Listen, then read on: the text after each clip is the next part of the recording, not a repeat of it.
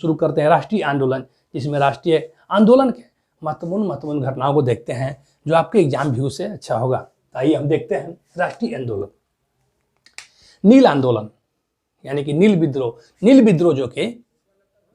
नील विद्रोह बंगाल के नदिया जिले में 1859 में हुआ था, जिसके नेतृत्वकर्ता दिगंबर बिश्वास और विष्णु बिश्वास थे। नील विद्रोह के दरमियान ही दीनबंधु मित्र के द्वारा नील दर्पण बुक लिखा गया। हमेशा क्वेश्चन पूछता है कि नील दर्पण बुक के राइटर कौन है? दीनबंधु मित्र हैं। या नील दर्पण जो है किस विद्रोह के समय लिखा गया? तो नील विद्रोह। पौना किसान विद्रोह जो कि बंगाल के पौना जिला में हुआ था। दोस्तों, राष्ट्रीय आंदोलन को हम 3 कालों में यानी कि 3 युग में हम लोग विभक्त करते हैं।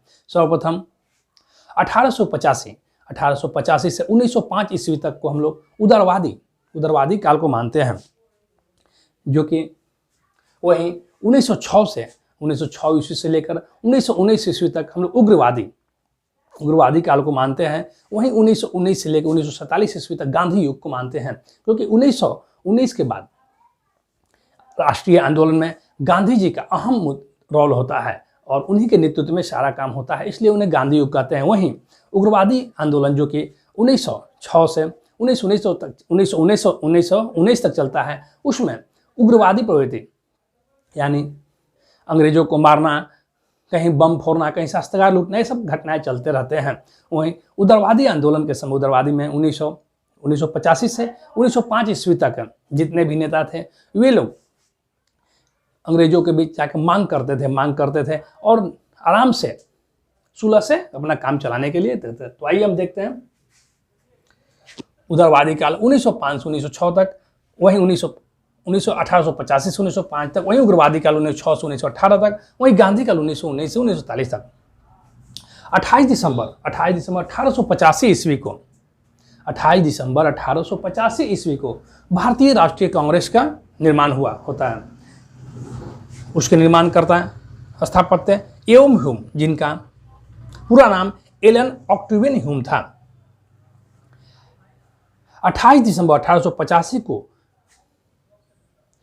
गोकुलदास तेजपाल संस्कृत कॉलेज, जो कि मुंबई में, इसका बैठक हुआ और वहीं पे उसे भारतीय राष्ट्रीय कांग्रेस का निर्माण हुआ। उसके प्रथम अध्यक्ष है व्योमेश चंद्र बनर्जी। हमेशा क्वेश्चन दोस्तों पूछता है कि भारतीय राष्ट्रीय कांग्रेस के प्रथम अध्यक्ष कौन थे? तो व्योमेश चंद्र बनर्जी थे।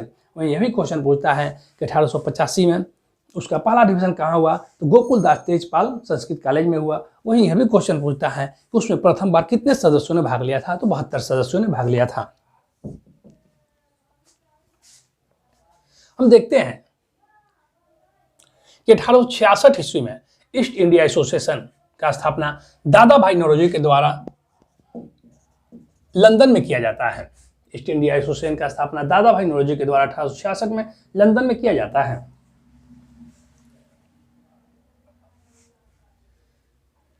वहीं उसके बाद देखते हैं 20 जुलाई 1905 ईस्वी को 20 जुलाई 1905 को बंगभंग योजना यानी कि बंगाल विभाजन की योजना लॉर्ड कर्जन के द्वारा लाया जाता है, क्योंकि उस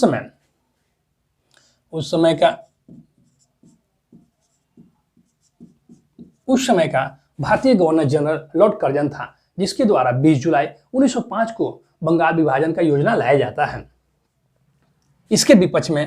इसके विरोध में 7 अगस्त 1905 ईस्वी को कलकत्ता के टाउन हॉल में स्वदेशी आंदोलन, उसके विरोध में स्वदेशी आंदोलन चलाने का बैठक होता है 7 अगस्त 1905 को, जो कि कलकत्ता के टाउन हॉल में होता है।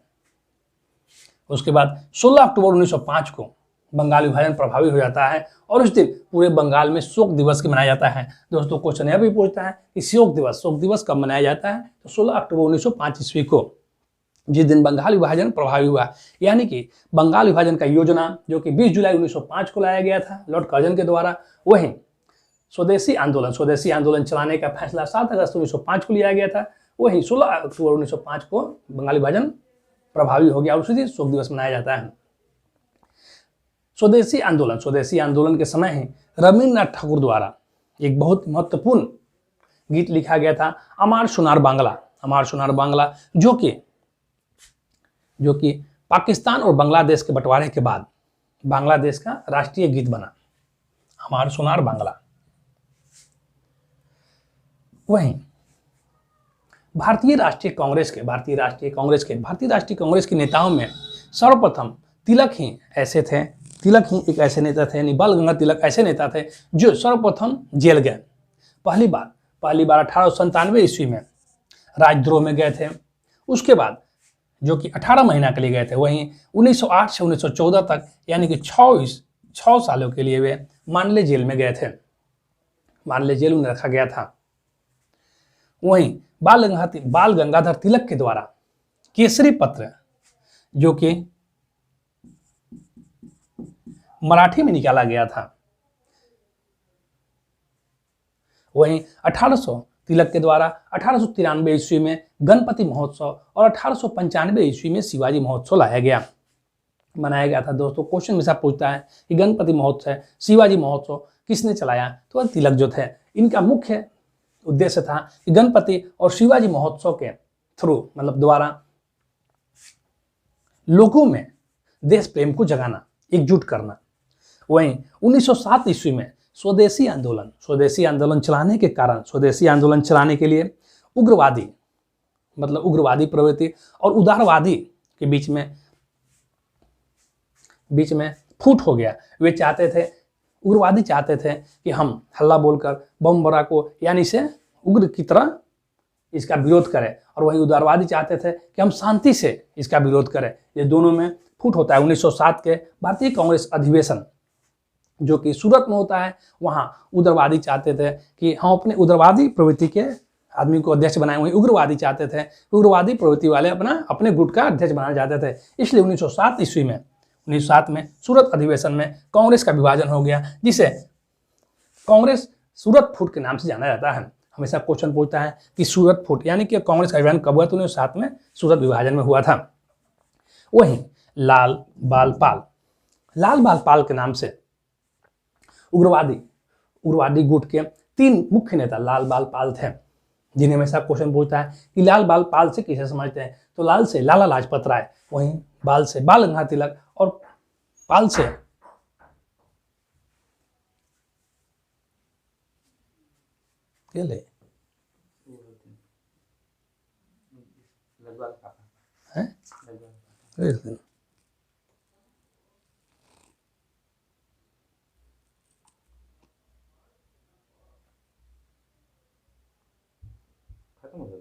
ना हो। चलो उनको छोड़ दो यहीं से। लाल बाल पाल हमेशा जानते हैं, क्वेश्चन पूछता है कि लाल बाल पाल से किसे जाना जाता है? लाल बाल पाल जो कि उग्रवादियों गुट का नेता थे। लाल से लाला लाजपत राय, बाल से बाल गंगाधर तिलक और पाल से बंकिम चंद्र पाल थे, बिपिन चंद्र पाल थे।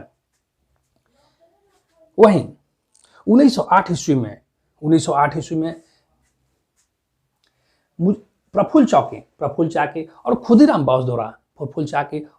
बोस द्वारा मुजफ्फरपुर के जज किंग्सफोर्ड, जो कि बहुत ही बदनाम जज था किंग्सफोर्ड, जिस पर बम फेंका गया लेकिन वह बच गया था, और उसके एवज में प्रफुल्ल चाकी खुद को स्वयं आत्महत्या यानी गोली मारकर आत्महत्या कर ली। वहीं खुदीराम बोस को 11 अगस्त 1908 ईस्वी को फांसी पे लटका दिया गया था मुजफ्फरपुर जेल में।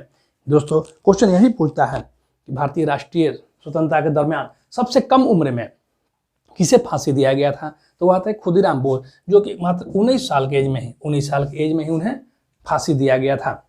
1904 ईस्वी में बीडी सावरकर के द्वारा अभिनव भारत की स्थापना किया जाता है। अभिनव भारत की स्थापना सावरकर यानी बीडी सावरकर के द्वारा किया जाता है। वहीं श्यामजी कृष्ण वर्मा के द्वारा इंडिया हाउस की स्थापना 1905 में लंदन में होती है।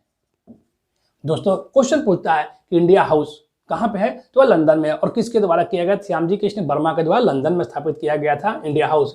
वहीं 22 अगस्त 1907 ईस्वी को मैडम कामा के द्वारा स्टुटगार्ट में पहली बार राष्ट्रीय झंडा को फहराया गया था। स्टुटगार्ट जो कि जर्मनी में है। दोस्तों क्वेश्चन पूछता है कि पहली बार राष्ट्रीय ध्वज को किसने फहराया था? तो मैडम कामा ने फहराया था। कहाँ? तो वह स्टुटगार्ट जो कि जर्मनी में है।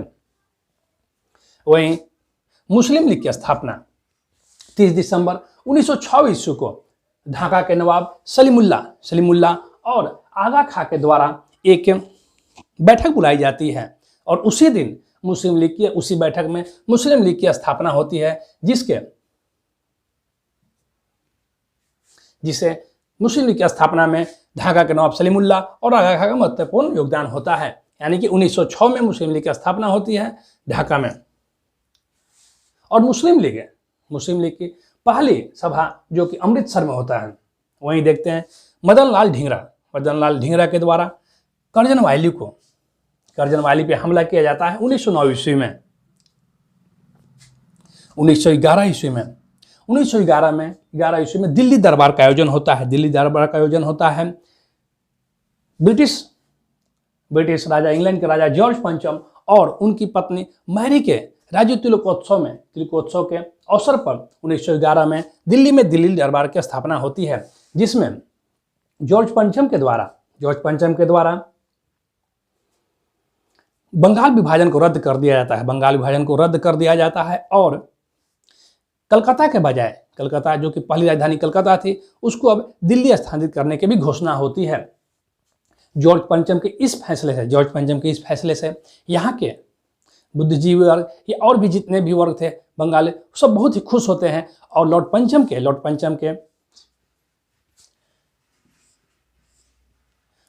के लिए बहुत तरह से गीत कविताएं का रचना हुआ। उसी में रविन्द्रनाथ टैगोर द्वारा भारत भाग्य विधाता की रचना किया जाता है, जो जन गण मन से हम लोग जानते हैं भारत भाग्य विधाता, और वहाँ पे उसे गाया गया था, जिससे जॉर्ज पंचम बहुत ही खुश होते हैं और रविन्द्रनाथ टैगोर को नोबेल पुरस्कार की राह भी खुल जाती है, क्योंकि जॉर्ज पंचम उस समय नोबेल पुरस्कार के कमेटी सदस्य थे और अंततः रविन्द्रनाथ टैगोर को 1913 ईस्वी में गीतांजलि के लिए साहित्य का नोबेल पुरस्कार मिलता है। यानी कि जॉर्ज पंचम को भारत भाग्य विधाता के रूप में बखान किया जाता है। वहीं 27 दिसंबर एक और दोस्तों क्वेश्चन पूछता है कि जनगण मन को पहली बार किस कांग्रेस के राष्ट्रीय अधिवेशन में गाया गया था? तो वह राष्ट्रीय अधिवेशन 27 दिसंबर 1911 को कलकत्ता के अधिवेशन में जनगण मन गाया गया था। वहीं 12 दिसंबर 1911 को घोषणा हुआ कि अब राजधानी दिल्ली होगा, कलकत्ता से स्थानांतरित होकर दिल्ली हो जाएगा और दिल्ली को 1 अप्रैल 1912 से विधिवत भारत की राजधानी घोषित कर दिया गया। मतलब दिल्ली जो कि भारत की राजधानी विधिवत 1 अप्रैल 1912 से हो गया। अब हम देखते हैं भारत की राजधानी दिल्ली होने के बाद दिल्ली शहर को सुव्यवस्थित रूप से बसाने के लिए लुटियंस और हर्बर्ट के द्वारा सुव्यवस्थित रूप से बसाया गया। दिल्ली में वायसराय हाउस, जो कि आज राष्ट्रपति हाउस के नाम से जाना जाता है, उसके डिजाइनर लुटियंस ही थे। वहीं दिल्ली वायसराय हार्डिंग पे रास बिहारी बोस द्वारा बम से हमला किया जाता है। क्वेश्चन दोस्तों पूछता है कि दिल्ली वायसराय हार्डिंग पे किसने बम से हमला किया? तो रास बिहारी बोस के द्वारा, जिसमें बहुत से लोगों को पकड़ाया गया। उसके बाद लोगों को फांसी भी हुआ था। वहीं 1913 में लाला हरदयाल के द्वारा हमेशा क्वेश्चन पूछता है कि गदर पार्टी का स्थापना किसने किया था? तो लाला हरदयाल के द्वारा किया गया था 1913 ईस्वी में सैन फ्रांसिस्को, यानी कि सैन फ्रांसिस्को जो कि अमेरिका का एक शहर है, तो अमेरिका में के सैन फ्रांसिस्को में गदर पार्टी का स्थापना 1913 में लाला हरदयाल के द्वारा किया गया था। वहीं इसके प्रथम अध्यक्ष सोहन सिंह भकना थे। वहीं गदर पार्टी के प्रथम अध्यक्ष सोहन सिंह भकना थे और मंत्री लाला हरदयाल थे। गदर पार्टी के द्वारा गदर पत्र भी चलाया गया था। होम रूल लीग, इसके बाद होम रूल लीग की स्थापना किया जाता है। होम रूल लीग जो चलाया जाता है होम रूल लीग एक आंदोलन था जिसे चलाया गया था 28 अप्रैल 1916 ईस्वी को बाल गंगाधर तिलक के द्वारा चालू किया। बेलगांव में, जो कि पुणे से शुरू किया गया होम रूल लीग की स्थापना तिलक के द्वारा 28 अप्रैल 1916 को बेलगांव पुणे में स्थापना किया गया। वहीं एक और सदस्य जो कि एनी बेसेंट है, उन्होंने भी होम रूल लीग की स्थापना सितंबर 1916 में आडेयार में किया। आज के मद्रास में किया। होम रूल, जहां तिलक के होम रूल लीग के क्षेत्र थोड़ा कम थे, होम रूल लीग के लिए तिलक के लिए थोड़ा क्षेत्र कम थे, वहीं व्यापक रूप से home rule league Annie Besant के होम रूल का प्रसार हुआ। व्यापक प्रसार एनी बेसेंट के होम रूल लीग द्वारा किया गया, जिसके एनी बेसेंट के होम रूल लीग के सदस्य जवाहरलाल नेहरू और भी बहुत बड़े नेता थे उस समय के। लेकिन हुआ कि उसी समय चेम्सफोर्ड सुधार के कारण 1917 में एनी बेसेंट के द्वारा होम रूल लीग को स्थगित कर दिया गया। होम रूल लीग को स्थगित कर दिया गया। उन्हें लगा, मतलब उस समय ब्रिटिश लोगों ने एनी बेसेंट को भ्रम में डाल दिया कि हम लोग भारतीयों के लिए सुधार ला रहे हैं, जिसके लिए आप लोग अपना आंदोलन को समाप्त कर दे, जिससे भ्रमित होकर एनी बेसेंट अपना आंदोलन स्थगित कर देते हैं। वहीं बाल गंगाधर तिलक को वेलेंटाइन शेरोल के द्वारा अशांति का जनक कहने से वे वेलेंटाइन शेरोल से लंदन में केस लड़ने चले जाते हैं, जिसके कारण तिलक का भी होम रूल लीग समाप्त हो जाता है। दोस्तों, क्वेश्चन पूछा है कि शांति का जनक तिलक को किसने कहा था, तो वेलेंटाइन शेरोल द्वारा कहा गया था। उसके बाद 1916 लखनऊ समझौता। 1916 में लखनऊ समझौता के तहत जिसमें तिलक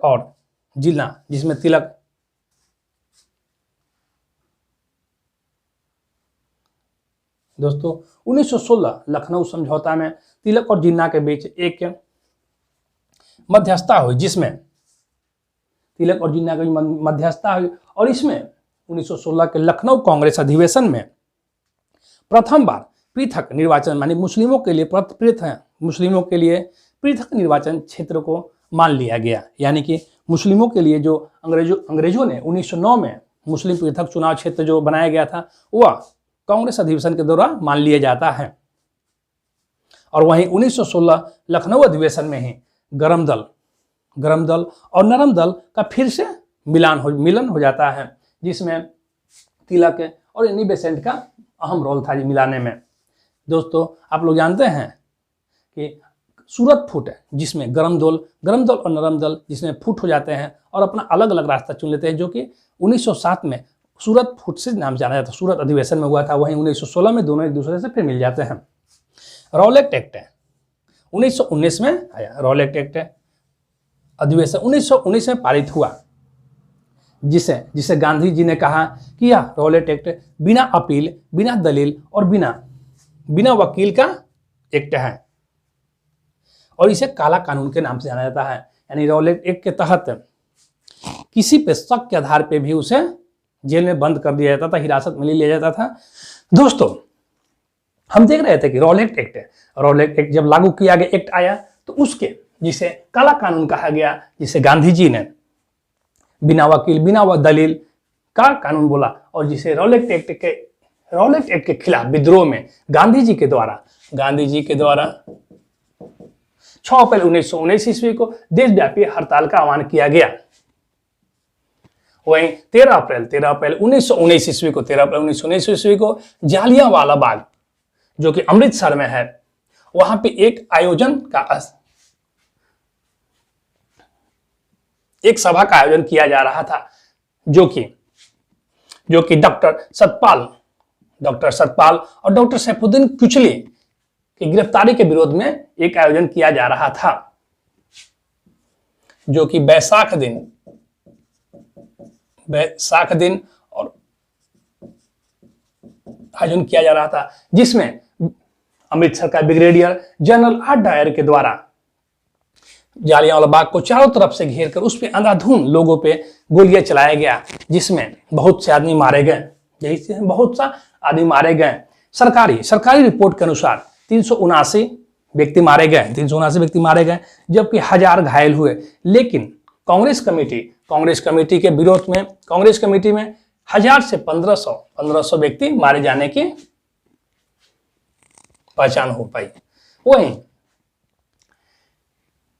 13 अप्रैल 1919 जालियांवाला बाग हत्याकांड के विरोध में शंकर नायर जो कि वायसराय के कार्यकारिणी कमेटी के सदस्य थे, उन्होंने इस्तीफा दे दिया। वहीं एक और व्यक्ति थे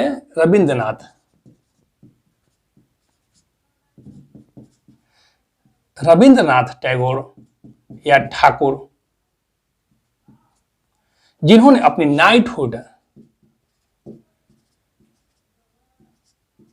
नाइटहुड की उपाधि को भी लौटा दिया था। यानी रविंद्रनाथ टैगोर ने भी अपनी नाइटहुड, जो कि अंग्रेजों द्वारा दिया गया था, उसे लौटा दिया था। और शंकर नायर, जो कि वायसराय के कार्यकारिणी कमेटी के सदस्य थे, उन्होंने भी इस्तीफा दे दिया। वहीं अंग्रेजों के द्वारा हंटर कमेटी गठित की गई, जिसमें 8 सदस्य थे, जिसमें 3 सदस्य चिमनलाल, शहजादा और जगत नारायण भारतीय थे और 5 अंग्रेजी थे। वहीं कांग्रेस के द्वारा मदन मोहन मालवीय जी की अध्यक्षता में कमेटी बनाई गई, जिसके और सदस्य मोतीलाल, गांधी जी और CR दास थे, और 2 और भी थे।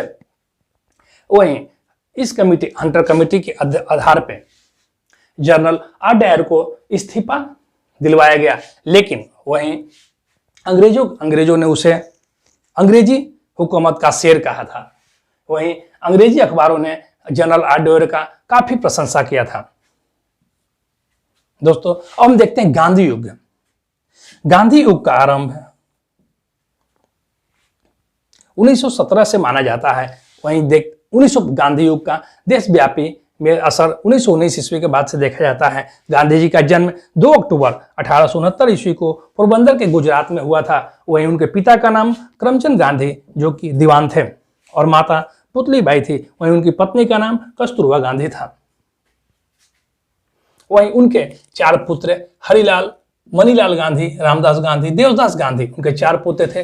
वहीं गांधी जी का अन्य नाम मोहनदास करमचंद गांधी था। वहीं गांधी जी को और लोगों द्वारा दिया गया नाम, जैसे गांधी जी का महात्मा नाम रविंद्रनाथ ठाकुर द्वारा दिया गया था, जो कि चंपारण सत्याग्रह के बाद उसी में दिया गया था। वहीं गांधी जी को बापू के नाम से जवाहरलाल नेहरू द्वारा दिया गया। वहीं गांधी जी को राष्ट्रपति नाम सुभाष चंद्र बोस के द्वारा दिया गया था। वहीं अर्धनग्न फकीर चर्चिल फ्रैंक मोर्स के द्वारा दिया गया था। वहीं 1 मैन बाउंड्री फोर्स